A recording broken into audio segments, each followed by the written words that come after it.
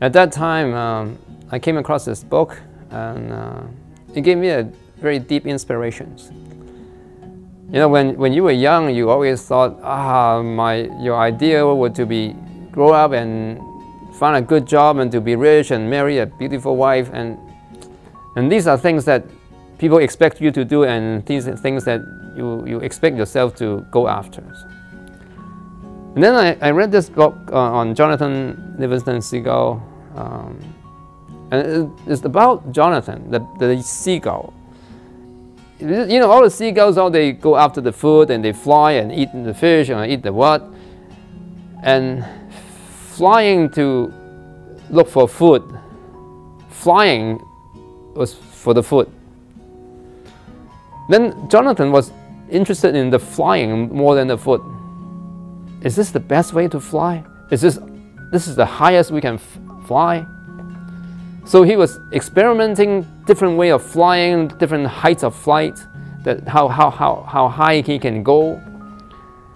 And then when he was learning that, and then once in a while fall into the water and hurt himself, then his mother and everybody laugh at him and say, "Don't do that, Jonathan. Why come and eat with us and play with us, and don't do all that thing. I mean, you're wasting your time."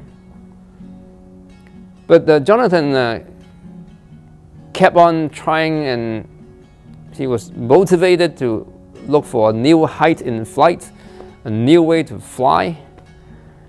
And he has his own objective. He knows what he wants, and his commitment, his commitment to search for a new height, and not limited by the traditionals, not limited by the more mundane, you know, food and things like that.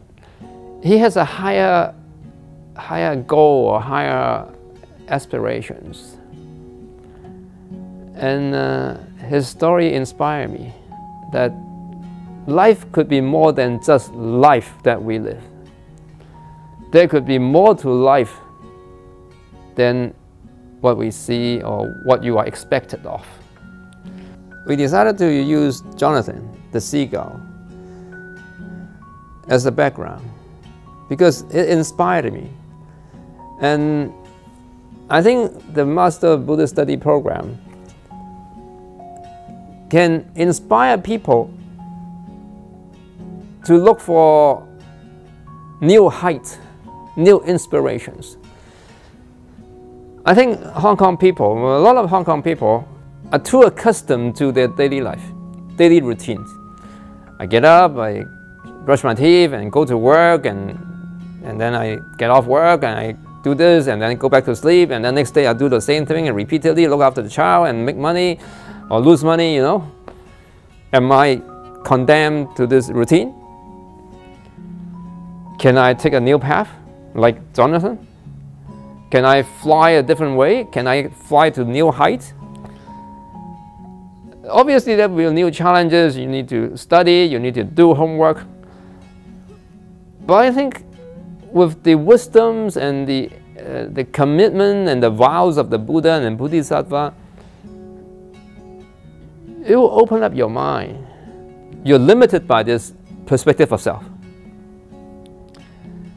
But then the Buddha opened up this idea, talking about the concept of no self.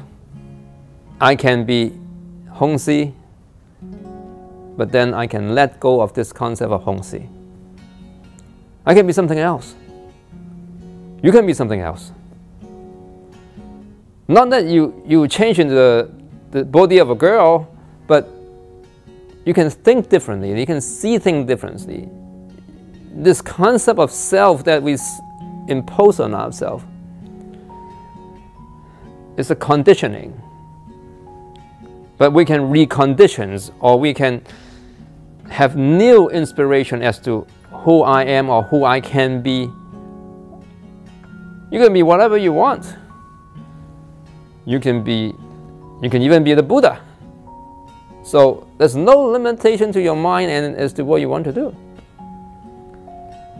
So you may be in the same body and doing the same thing, having breakfast with the same family, but you can be a totally new person. We have 15 years of 15 posters. Obviously different messages. But this is the message that is very important to me personally. And this is why I want to introduce the Seagull of Jonathan to you. Not that this is the only message you will get out from this Master of Buddhist Study program. There are many other things you can learn from the program, you know. But this is for me, a very personal and very important message.